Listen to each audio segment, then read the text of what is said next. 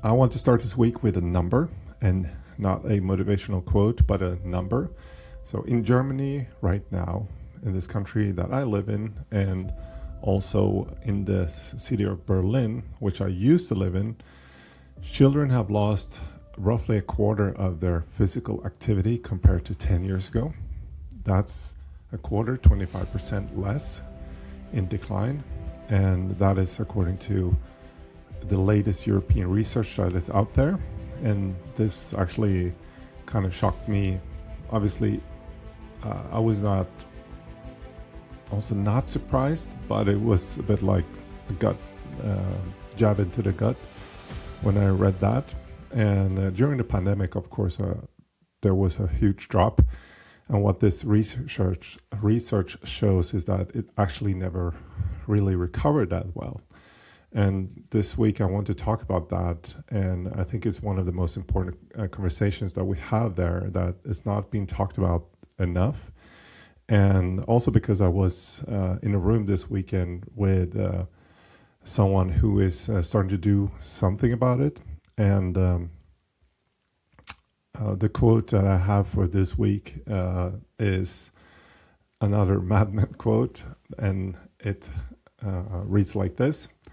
The only thing I know is that I know nothing, and yet people keep doing the thing they know is wrong. And I think that resonates with many of us. So welcome to the Never Start Over Again podcast. This is the weekly reset we have. It's not a restart. My name is Rickard, and I wanted to create this show so it comes out every Monday and gets you started for the week, gives you some ideas to go through, some motivation also to see what is important. And I know the idea for this week is a bit uncomfortable, but I think the uncomfortable ones are usually the ones that are worth going for. Comfort is always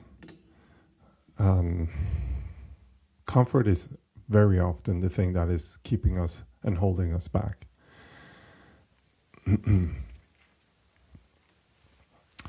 And I want to start to talk about comfort and historical comfort.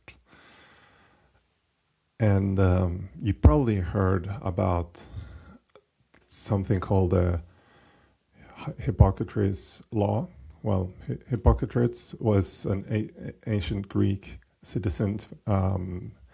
He lived 400 years BC, and he was the origin of this do no harm that most doctors and practitioners are living by. So the idea is that if you have the sense that what you're doing is going to have more harm than it helps, then you shouldn't do that. But what most people don't understand was that Hippocrates didn't build his entire philosophy on that, but around another radical idea. And the idea was that movement was not the supplement of health. He said that movement is the foundation of health. So he wrote that walking was the man's best medicine. Maybe you've heard that, but I don't think many people really think about it. But it's a bit backwards now, because the physicians out there are not really, they want to prescribe movement if they can, but it usually doesn't happen. It rather goes down to playing it super safe, and that prevents movement. And I've talked about this in other episodes, is that for example, people getting prescribed statins usually end up being less and less active, and they lose muscle mass, they cannot really train, and yeah, statistically their lifespan, extends by 4 days. So it's not even measurable that it's a good outcome. But yeah, 2,500 years ago, Hippocrates realized that movement is medicine, and that has been,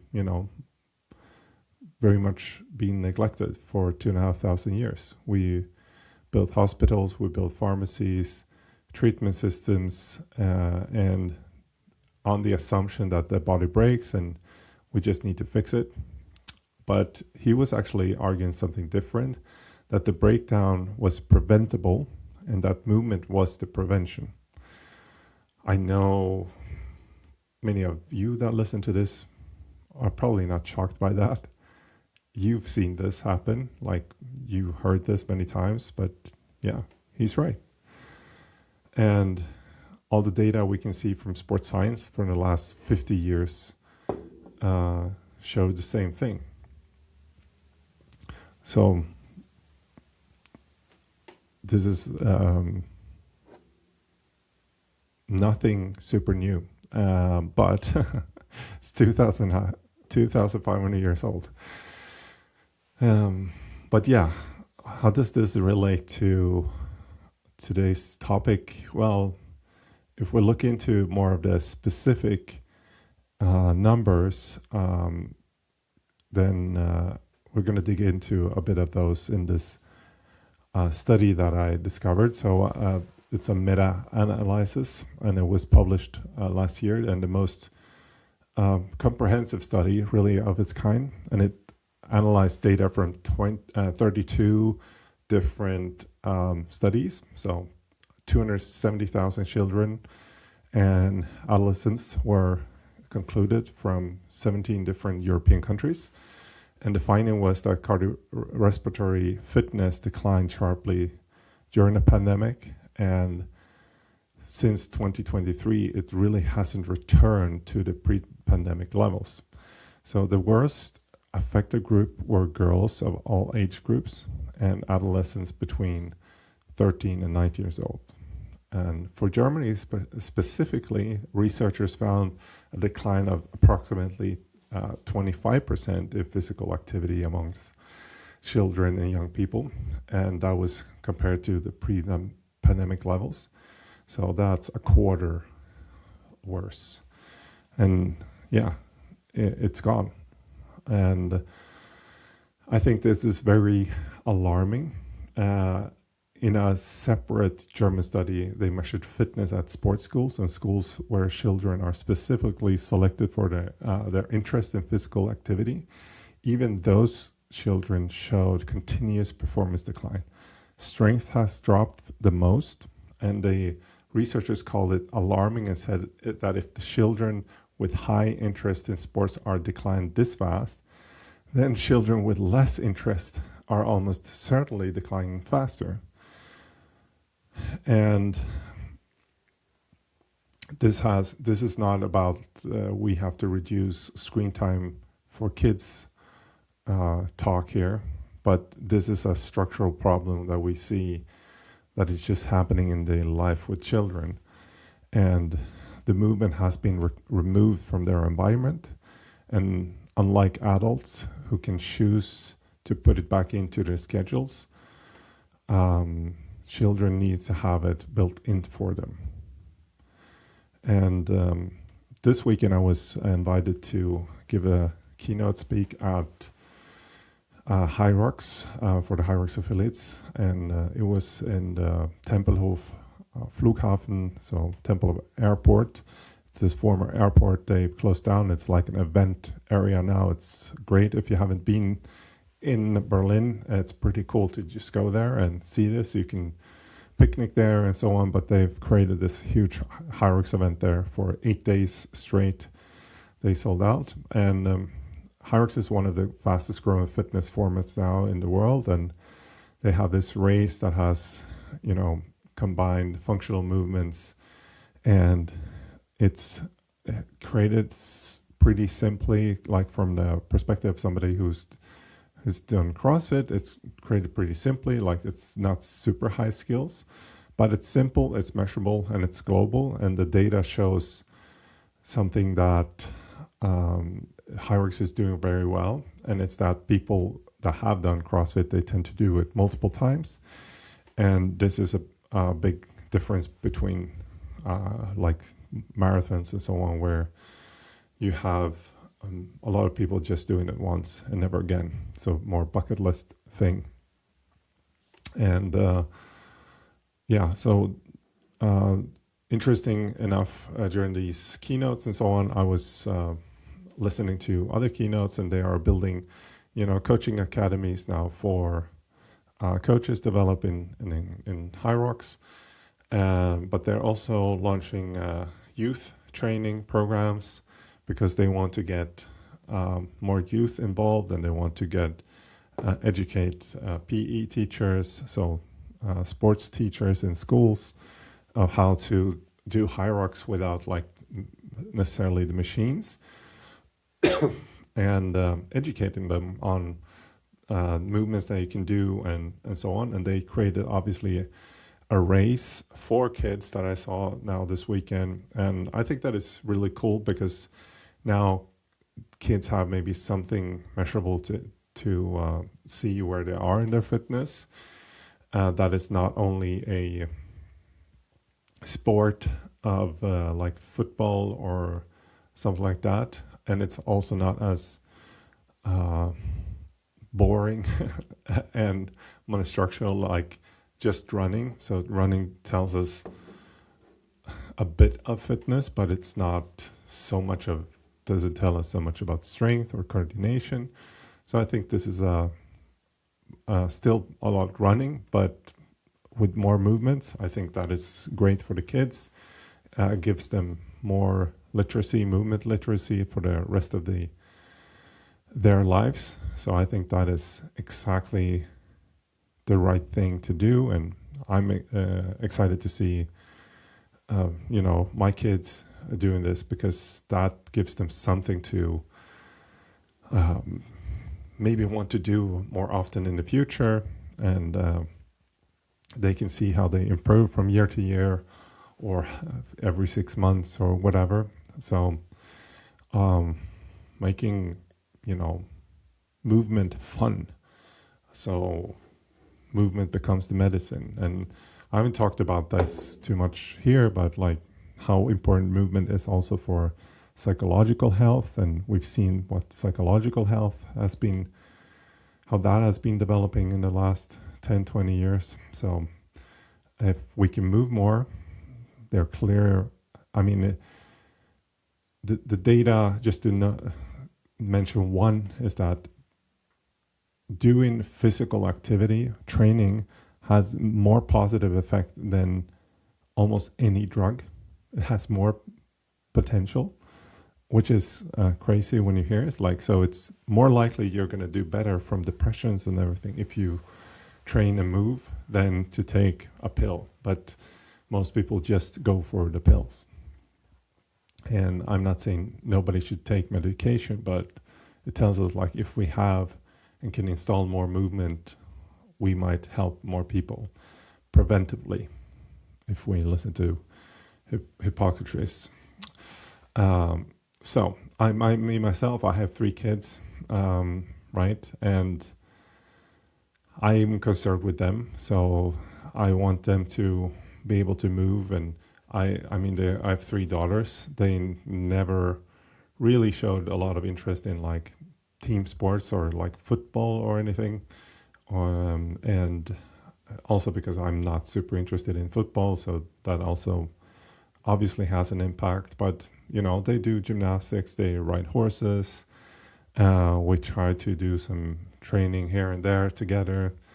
I'm not trying to force it, but I want movement to be a part of their daily life. So they have to walk, they have to bike. Like when my youngest daughter wants to bike, I think that is great. Just she gets 2 to 4 kilometers of bike riding a day and she's 5 years old, I think that is really, really good. So, and those things are not scheduled activities, it's just like the daily movement that they get. And I think that is just as important. And I think it's also for us important to know that we don't have to program everything into an activity.